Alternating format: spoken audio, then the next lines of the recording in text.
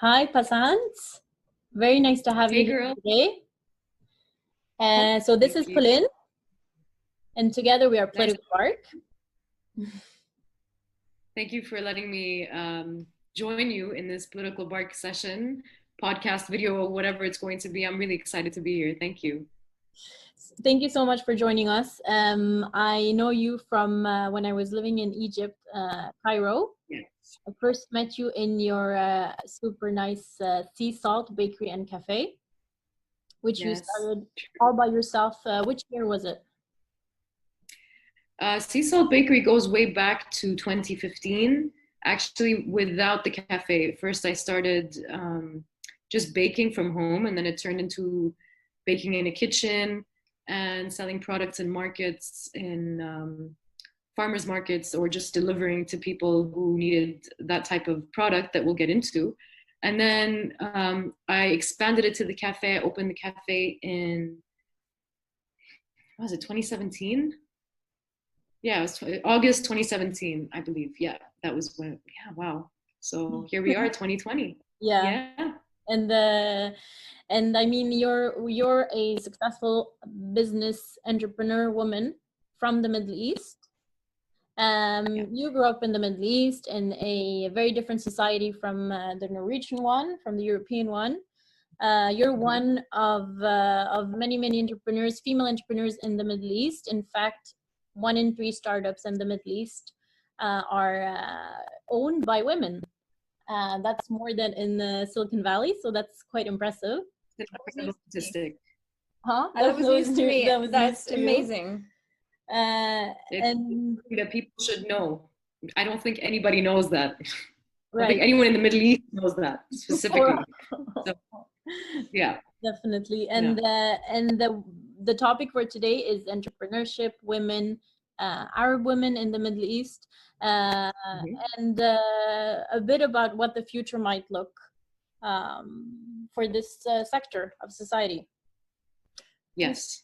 So what we've seen is that despite a multitude of different challenges, we have the digital gap between men and women, we have societal expectations for women, we're seeing that women are breaking down the barriers. And like Sophie was saying, now we have a third of startups being owned by women. And a key aspect to this change seems to be the access to the internet.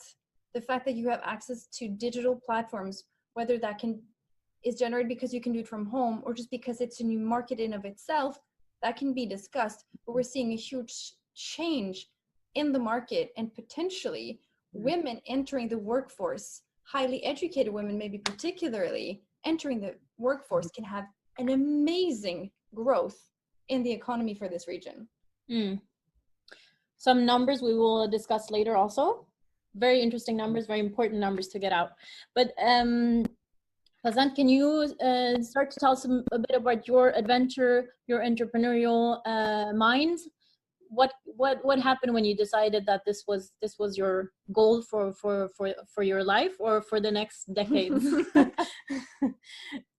Well, it's a long story, so I'm going to try and shorten it as much as possible here. So it didn't start off in a way where it would typically, you know, when you would be either brainstorming with a couple of friends and an idea would come up, or you know, you'd actually plan out you know, a business idea, or you know, so on and so forth. It actually happened as an extension to my life. So just to take you back a little bit, I was born and raised in the UAE, in Abu Dhabi, where I am right now.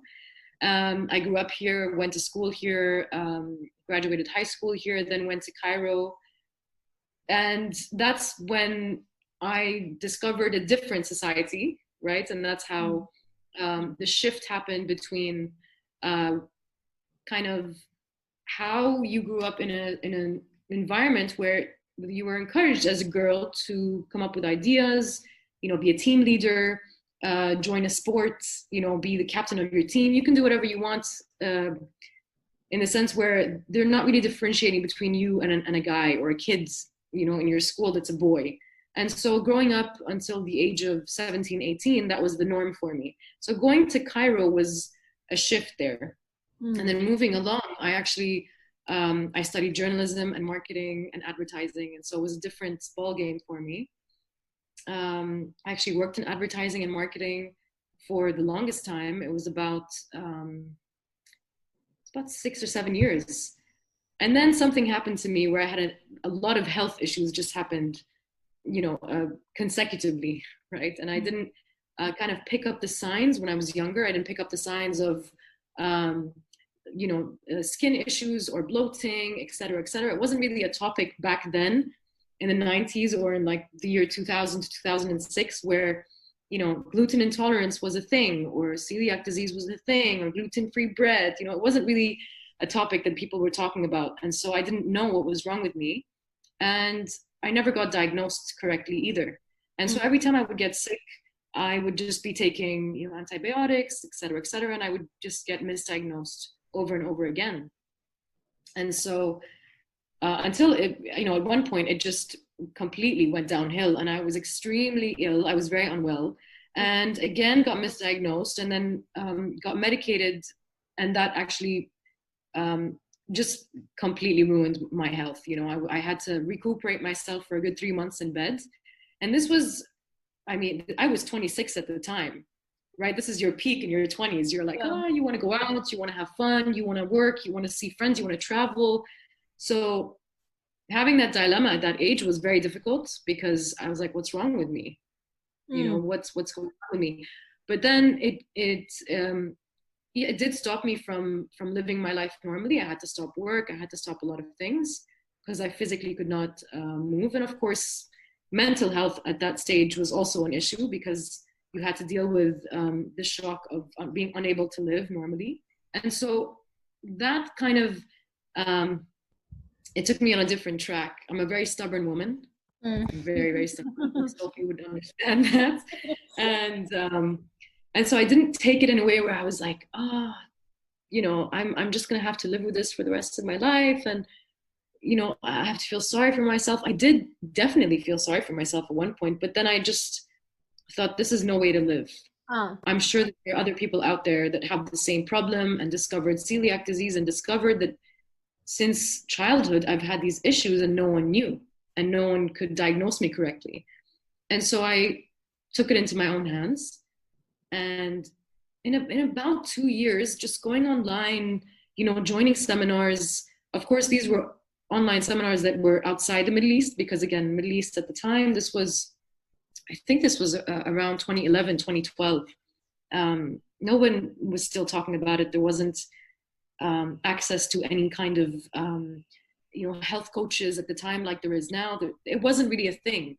And so that led me to believe that, okay, there's definitely a purpose here for me where I need to know that I can help other people within the Middle East, because it's not a way to live, to suffer that much due to a social health issue, which people now are acknowledging that it's a social health issue. They shouldn't suffer that way. They shouldn't not have access to the correct diagnosis. They should have access to the right foods and to the right substitutes. They should know what's wrong with their children. They should know what's wrong with themselves. And, that's where my mind took me. It just took me in a completely different direction. I had not studied business. I had not worked in business strategy or business. I knew nothing. I knew absolutely nothing. All I knew was I had to do something about it. And that's where it began, really. This comes from a fairly personal place. Sorry? This comes from a fairly personal place for you. It's super personal. Yeah. It's super personal. And every time I hear the term that's very famous of, business is not personal, I disagree 100%. It's very personal in my case. Not because it's something that might affect my personal life if the business fails. No, but it's a different way of looking at it, where if I don't take this personally, and if I don't take what I'm putting out there, and if I don't take responsibility for it, then there's no point, right? So it's definitely very personal. And that's what made me also, get certified as a gluten-free baker from abroad in Italy. And then I went and took another course in Italy for vegan pastry. I wanted to learn from the experts. I wanted to understand, how do I make the flour?